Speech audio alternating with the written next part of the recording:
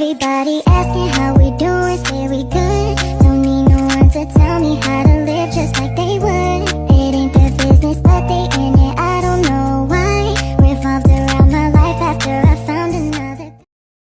Nah, pada lembar pertama terdapat daftar isi.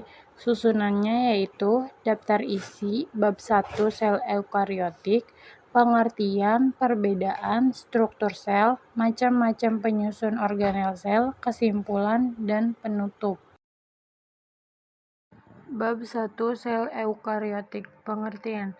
Sel eukariotik merupakan sel yang sudah memiliki membran inti atau nukleus dibungkus membran nukleus dan sistem endomembran. Eukariotik sendiri berasal dari bahasa Yunani yakni eukariotik yang berarti inti. Sel eukariotik terdapat pada sel tumbuhan dan sel hewan. Struktur sel tumbuhan dan sel hewan dapat dilihat pada gambar di samping. Sel tumbuhan serta strukturnya. Yang pertama, retikulum endoplasma kasar dan halus, nukleus, porinukleus, nukleolus, vakuola, sitoskeleton, mikrotubul, filamen aktin, peroksisom mitokondria, sitoplasma, plasmodesmata, membran sel, dinding sel, kloroplas, badan Golgi, dan ribosom. Sel hewan dan strukturnya. Yang pertama, retikulum endoplasma kasar dan halus, ribosom, mitokondria, membran sel, sitoplasma, aparatus Golgi, sentriol, lisosom, nukleus. Sel tumbuhan dan sel hewan memiliki perbedaan di antaranya. Pertama, dinding sel dan membran sel. Sel tumbuhan memiliki dinding sel kaku dari selulosa, sedangkan sel hewan hanya memiliki membran sel yang fleksibel tanpa dinding sel. 2. Kloroplas dan fotosintesis. Sel tumbuhan mengandung kloroplas untuk fotosintesis, sementara sel hewan tidak memiliki kloroplas karena tidak melakukan fotosintesis. 3. Vakuola. Sel tumbuhan memiliki vakuola besar untuk menyimpan air dan nutrisi, sedangkan sel hewan memiliki vakuola kecil atau tidak ada. 4. Bentuk dan struktur tambahan. Sel tumbuhan cenderung berbentuk kotak dan memiliki plasmodesmata, sementara sel hewan berbentuk lebih bervariasi dan memiliki lisosom serta sentriol. Struktur sel eukariotik terdiri atas 3 komponen utama yaitu sebagai berikut.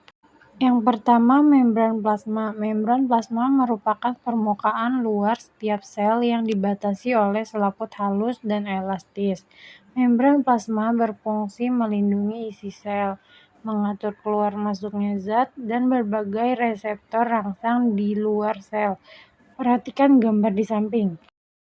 2. Sitoplasma. Sitoplasma adalah cairan sel yang berada di luar membran inti.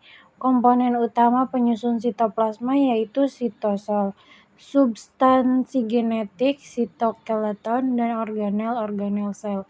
Perhatikan gambar sitoplasma di bawah ini. Sitoplasma berfungsi sebagai sumber bahan kimia penting bagi sel dan tempat terjadinya metabolisme. 3. Organel-organel sel. Organel-organel sel terdapat dalam sitoplasma. Macam-macam organel penyusun sel sebagai berikut. A. Inti sel atau nukleus. Nukleus merupakan organel terbesar yang berada dalam sel dengan diameter sekitar 10 mm.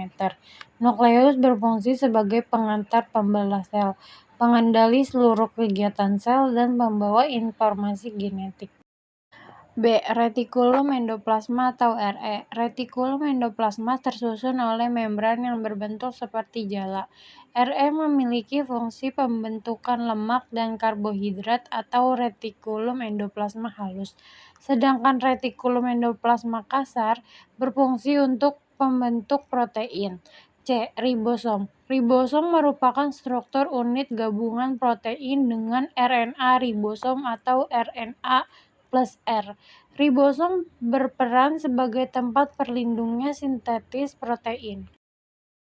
D. Kompleks Golgi. Kompleks Golgi merupakan organel sel yang membantu memproses dan mengemas protein dan molekul lipid, terutama protein yang akan dikeluarkan dari sel. Kompleks Golgi berfungsi sebagai tempat pengolah dan modifikasi protein. E. Lisosom. Lisosom adalah organel sel yang berfungsi sebagai sistem pencernaan sel dalam berbagai proses sel. F. Badan mikro. Pereksisom atau dikenal juga sebagai badan mikro merupakan organel berkantung kecil berisi enzim katalase berfungsi untuk menguraikan peroksida atau metabolisme yang bersifat racun dan mengubah lemak menjadi karbohidrat.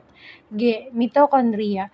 Mitokondria adalah organel sel yang terkait membran atau mitokondria tunggal yang menghasilkan sebagian besar energi kimia yang dibutuhkan untuk menggerakkan reaksi biokimia sel. Mitokondria berfungsi untuk tempat terjadinya respirasi seluler. Ruangan dalam mitokondria berisi cairan yang disebut matriks mitokondria. Kesimpulan, jadi sel eukariotik adalah unit dasar kehidupan yang kompleks dan berperan penting dalam berbagai proses kehidupan pada organisme.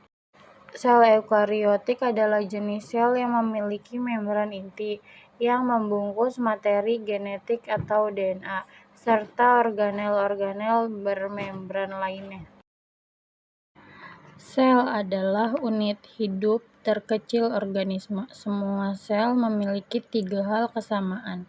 Tidak peduli apa jenis sel mereka, semua sel memiliki membran sel yang memisahkan dalam sel dari lingkungannya, sitoplasma yang merupakan cairan seperti jeli, dan DNA yang merupakan materi sel genetik. Ada 2 kategori besar sel. Kategori pertama adalah sel-sel eukariotik. Mereka memiliki organel yang meliputi inti dan bagian-bagian khusus lainnya. Sel eukariotik adalah sel yang lebih sel kompleks, seperti yang ditemukan pada tanaman dan hewan. Jadi apa itu organel? Organel berarti organ kecil, adalah bagian khusus dari sel yang memiliki pekerjaan yang unik untuk dilakukan. Mari kita mulai dengan inti pusat kontrol sel. Inti atau nukleus mengandung materi DNA atau genetik. DNA memerintah kegiatan yang sel lakukan, dan bagian hal itu akan melakukannya. Omatin kusut adalah bentuk DNA yang tersebar dalam membran nukleus. Ketika sel siap untuk membelah, DNA memadat menjadi struktur yang dikenal sebagai kromosom.